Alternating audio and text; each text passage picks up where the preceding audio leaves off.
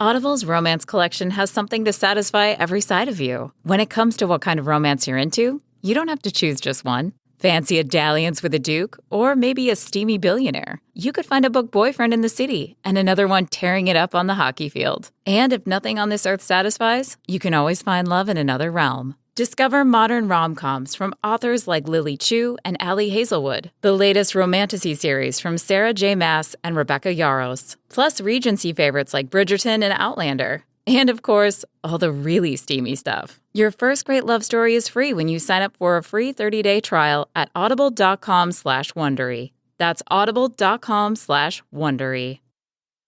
Wish TV's Focus on Food is a commitment to improving food accessibility in the community. Hear from expert culinary contributors, health professionals, and people who are making a difference in the fight to eradicate hunger. Made possible by Indiana University Health.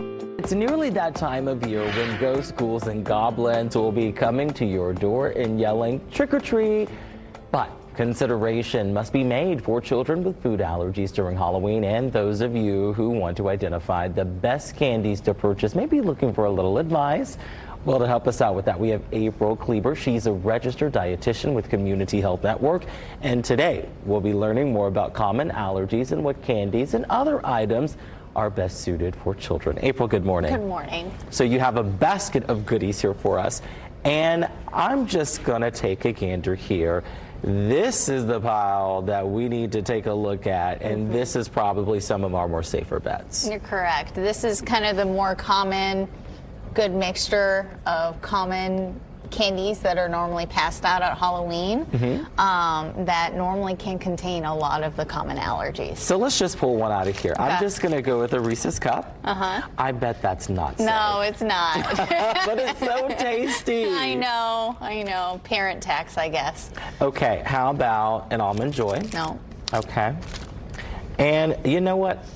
Those two I knew weren't safe, but I'm going to pull out a wild card. Okay. Just to see. Okay. I'm going to go with the gummy bears. No. Are you kidding me? Not gummy bears one. aren't safe. No, not this one. Okay, so obviously the two of these have nuts, but tell me why Haribos aren't safe. Right, and so what you have to do is look at the nutrition label on the back, and it will say may contain wheat or traces of milk. So if there is a potential cross-contamination, it will be listed on the back of that label, and you don't want to risk it. Well, you learn something new each and every day by watching Daybreak. How do we, other than just looking at labels, because you can get candies in these huge packs now, you can't possibly open that up and look at each individual wrapper. Right. So what do you do when you're looking to buy in bulk but still hand out safe candy for children? Right, a lot of that is checking for those products that have it bolded so that the top 8 common allergies are not included in the ingredients. And then these are some of the common ones that don't contain those allergies. So let's look at that pile. Yeah. What do we have here? So we got some Airheads, Dum Dums, Sour Patch Kids, one of my son's favorites. Some fruit snacks. Not all fruit snacks, as you learned, are safe. Ring Pops, Jelly Beans. Red Vines are safe. Twizzlers is not. Okay, you learned something new. Right. Okay, so can you buy those in bulk, or is that something you just have to get in individual packs? Some of them. I think Red Vines is one of the harder ones to find in the packs. Yeah. I remember that being one of the more shocking ones whenever I was purchasing candy for my son. Now, here's the thing. You showed me something that I would have never thought of.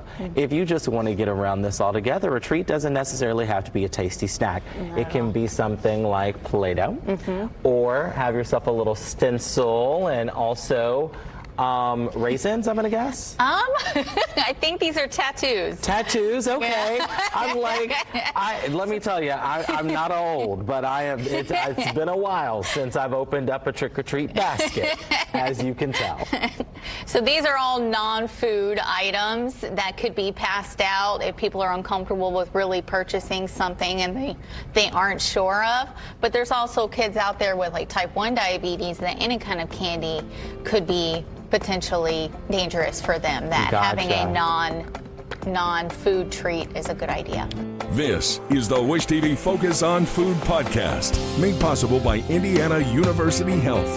Find more on the Focus on Food website by visiting wishtv.com/food and watch the ongoing coverage on Wish TV.